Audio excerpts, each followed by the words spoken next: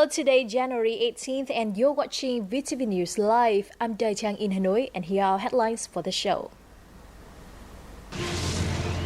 Lâm Province revitalized agriculture with high technology, contributing to the local economic development. And short LGBT documentary screenings held in Hanoi. They aim to provide a better understanding on the topic.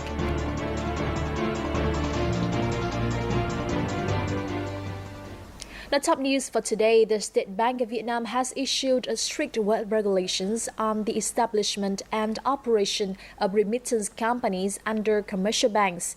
This is to better manage money transfer services.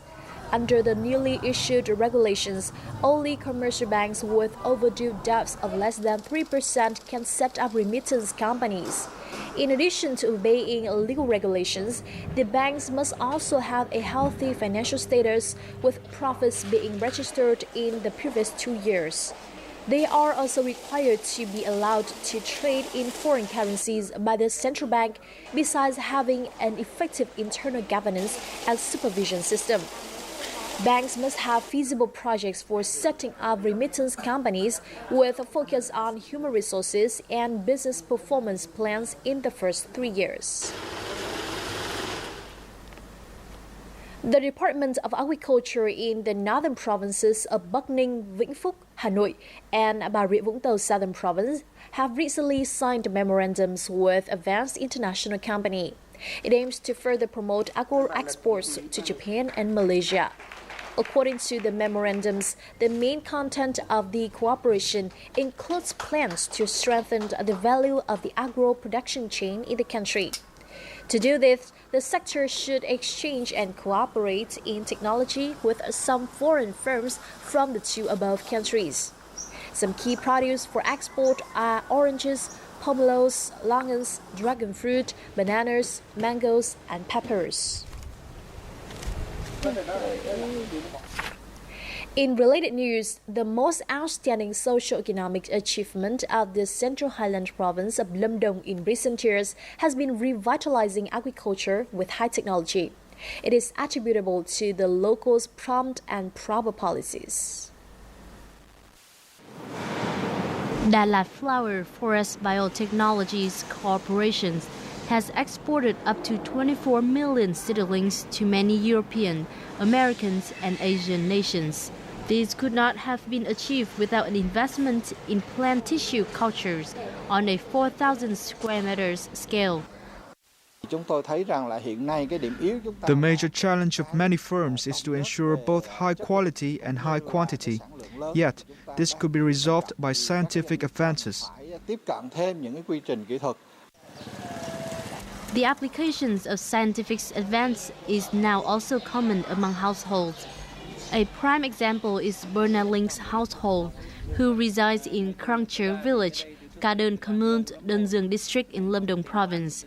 They grow chilies and tomatoes in greenhouses. When the local agriculture extension center introduced this method, I took the lead to apply. High technology has tripled the output and profit. Now 1 hectare of vegetable and flowers bring in an average revenue of $20,000 and $50,000 respectively. The farmers receive preferential policies regarding capital sources. Over the past several years, Lâm Đồng has focused on attracting credit flow while using capital sources from several agro projects and schemes to tap high-tech agriculture. In the years ahead, we will continue to use scientific advances as a core method in farming techniques and even environmental management. After 10 years of high-tech farming, many firms and farmers have accumulated experience as well as capital. This will be a springboard for Lâm Đồng province to expand and integrate into global modern agriculture. Now, the Mekong Delta province of Bạc Liêu inaugurated a 99.2 megawatt wind power plant on January 17th. The facility, covering more than 100 hectares, is situated in Vĩnh Trạch Đông Commune, Bạc Liêu City. Construction began in September 2010 with an investment of some $234 million. It was sourced from the Import-Export Bank of the United States and the Bank for Investment and Development of Vietnam, or BIDV. With 62 wind turbines, the plant is capable of generating 320 million kilowatt hours per year. It joined the national grid in May 2013 when its first 10 turbines were completed. According to BIDV, their large-scale project plays a pioneering role in promoting the use of renewable energy across the Mekong Delta. The national flag carrier Vietnam Airlines has recently announced a plan to increase flights on a number of domestic and international routes. This aims to meet the rising demand during the Lunar New Year or Tet holiday. Accordingly, an additional 800 flights with 136,000 seats will be conducted on 22 routes from January 26th to February 24th. This will raise the total seats for the traditional holiday to nearly 2.1 million, an increase of 18% year-on-year. To save time, passengers can use Vietnam Airlines online services such as web check-in and mobile check-in, as well as the kiosk check-in for service at Nội Bài, Tân Sơn Nhất, and Da Nang airports. Exotic Vietnam is an intriguing blend of many charms. This land is where all manner of stunning landscapes await like a visual feast, rivaled only by the beauty of its people and their abundantly rich tradition and culture. Here is where you can relive the past in richest color or live it up in the bright lights of the big city. With so much more to offer, Vietnam is simply unforgettable. Welcome back. Now, Lý Sơn Island held a ceremony to launch the construction of a memorial for Paracel Archipelago's martyrs on the 17th of January. The project is intended to honor the many generations that have sacrificed their lives to protect national sovereignty. More importantly, it carries the education mission to promote national unity, responsibility, and patriotism. The project is titled Light of the Mother and was designed by architect Trần Văn Dũng. The design has been handpicked from over 100 sketches and 5 models of 21 architect organizations.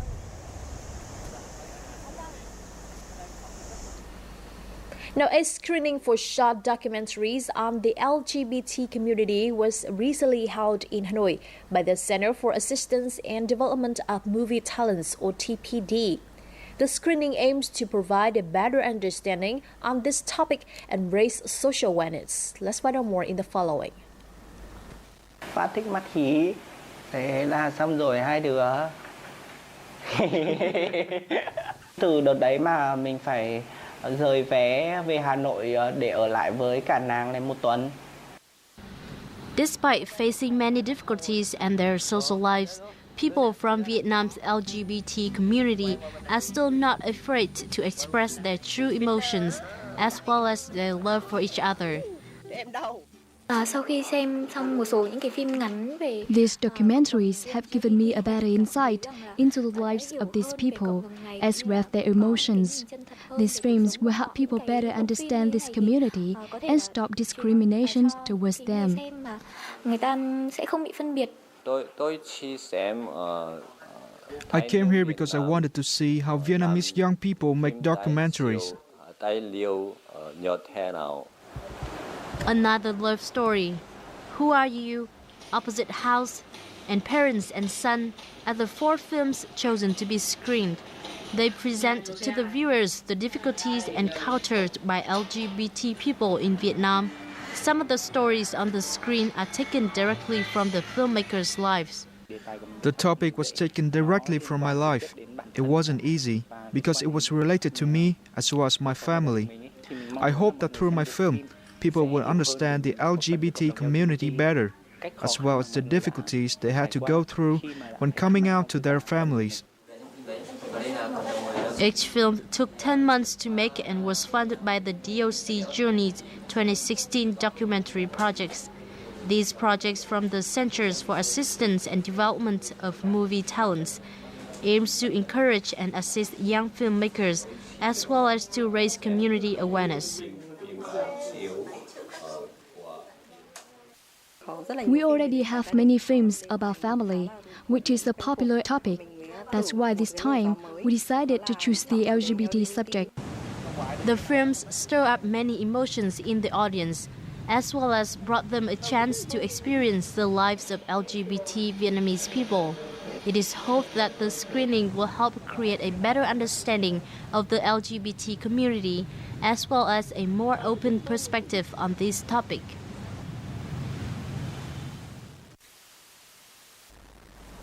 Discovering Tet paintings with children, an event to promote the value of folklore during the traditional Tet holiday, was held on Sunday morning at the Hanoi Art Museum. This activity is part of a project under the same name. The project aims to help young people understand the value of Vietnamese folk paintings and inspire the children with traditional culture, especially during these festive occasions.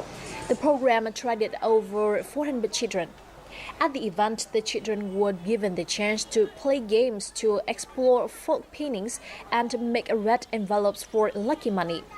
Charity funds were raised at the event to support children in remote areas to celebrate Tet. The event will last until the 21st of January. Now, the Hmong New Year Festival was held at Hanoi University of Culture last Sunday, attracting hundreds of visitors. The event is an opportunity for people from other ethnic groups to experience Hmong culture as well as how Hmong people celebrate the New Year.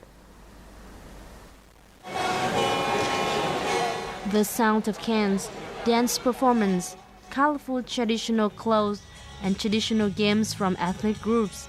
These are the Hmong's activities recreated at the recent Hmong's New Year Festival held at the Hanoi University of Culture.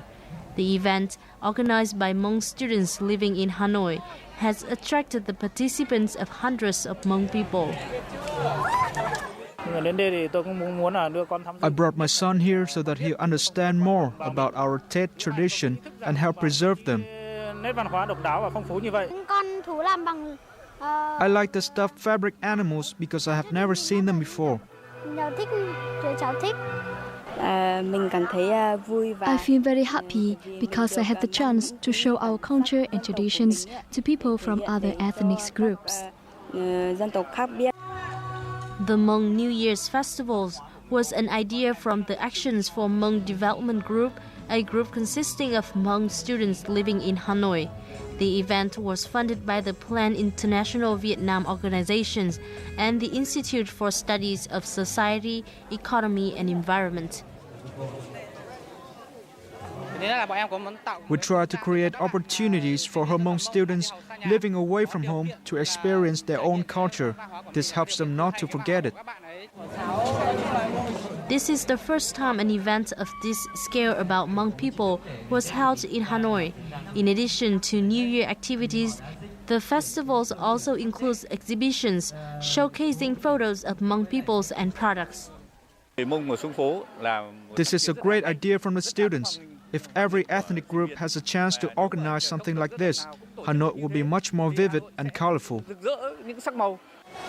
The festivals not only offers a chance for Hmong students across the country to gather and showcase their culture, but also helps other ethnic groups understand more about the tradition of the Hmong people. Now, time to check out our weather updates.